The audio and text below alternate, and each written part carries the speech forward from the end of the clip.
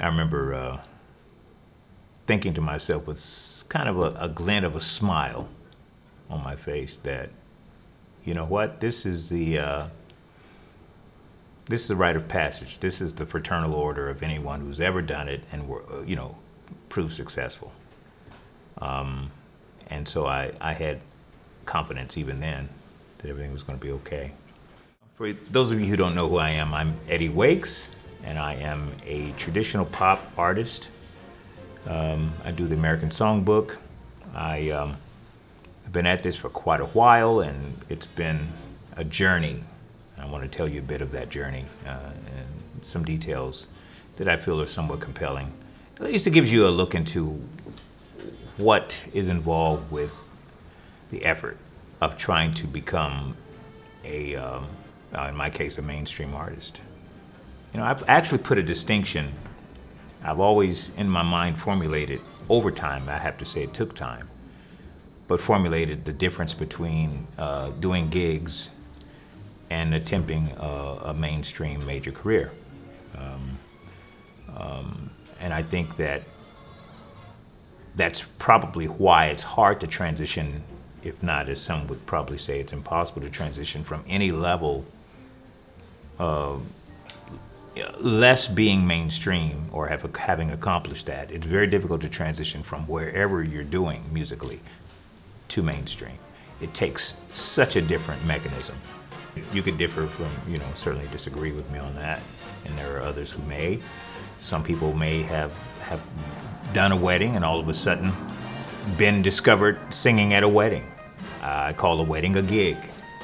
And they were discovered and they were immediately signed, and that's probably closer to the time when digital had not yet made its dawn on the landscape.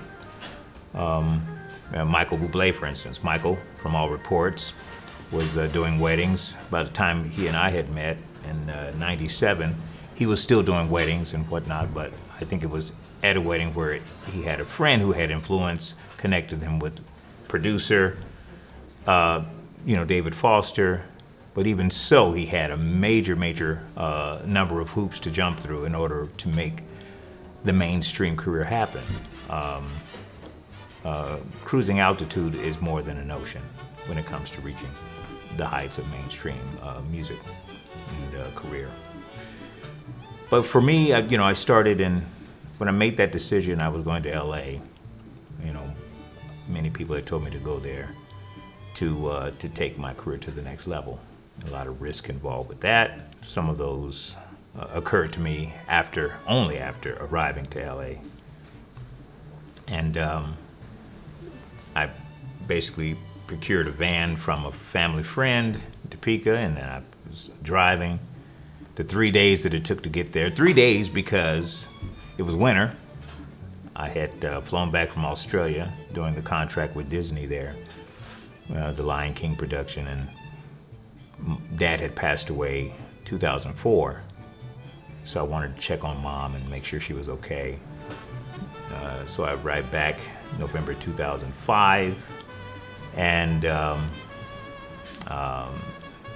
made sure she was okay. Spent Thanksgiving and Christmas with her, and then I, took the van, stacked up all that I had, and made the drive, the 3-day drive to LA. I had a friend who was going to, allow me to room with him in the apartment, but then he became conspicuously silent over time, and that's when I realized, third day in and arriving in LA, wee hours of the morning, 2 a.m., that I was going to be in my van at least the first night. And it was only 6 months later that I was able to leverage at least enough resource to get my own space.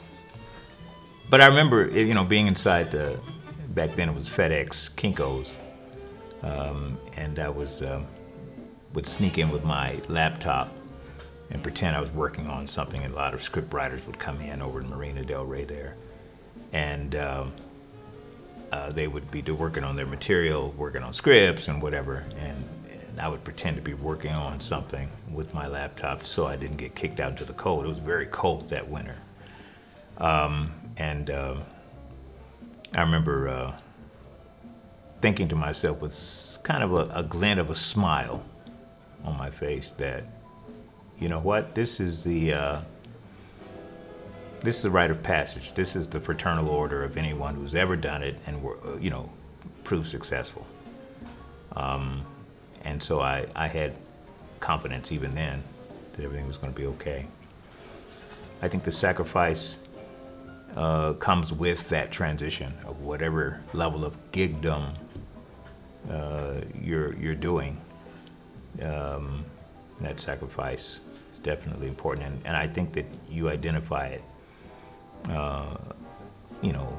over time as to whether or not it's viable for you. If you recognize it, then it's a good indication that you'll be okay. I think the problem comes when individuals, they get into this and they think, okay, whether it's theatrical or musical, whatever, they think to themselves, I'll give it 6 months. And I think that's whether it's 6 months or 6 years, it's the wrong mindset. And I think that the right attitude, if it is for you, is I'll be here as long as it takes.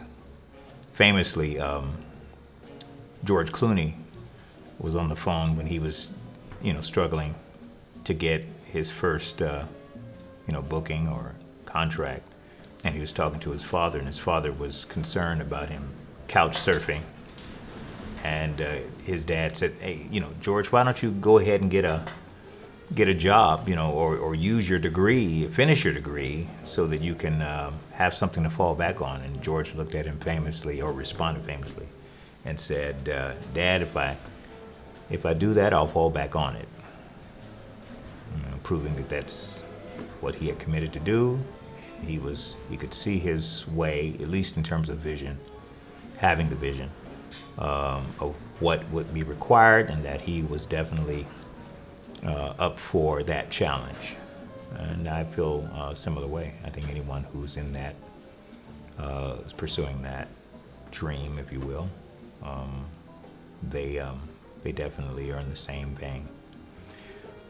That's a bit of my story.